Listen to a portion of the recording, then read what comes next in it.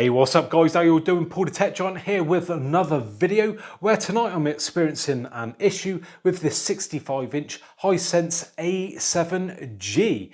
So I was just watching YouTube, Tom the Tech Chap, I was watching another YouTuber there and just froze up. Go to press the back button, does nothing at all. Press the YouTube button, nope, does nothing. Let's try and turn the TV off.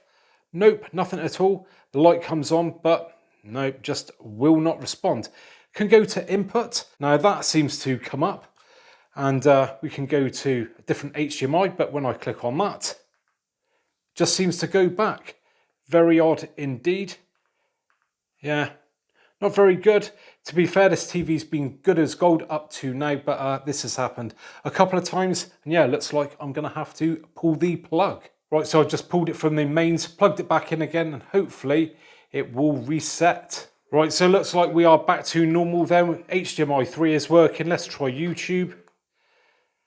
And yeah, we are back to normal.